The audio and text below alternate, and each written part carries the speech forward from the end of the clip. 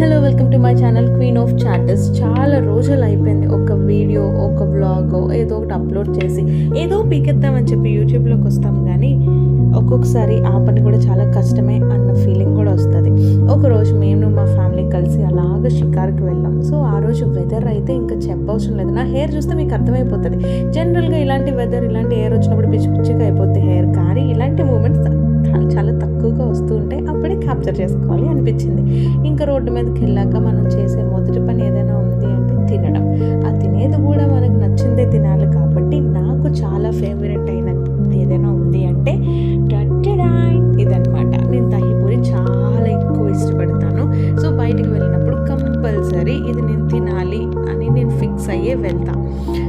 నాకు లోకల్లో ఎక్కడ కూడా నచ్చవు, స్వీట్ ఇండియాలో నాకు నచ్చుతుంది బేసిక్గా. బట్ ఇంకెక్కడైనా ఇంకా చాలా బాగుంటుంది, మీరు ట్రై చేయొచ్చు అంటే మాత్రం ఆ ప్లేస్ మాత్రం నాకు కమెంట్ సెక్షన్లో పిన్ చేయడం మర్చిపోకండి.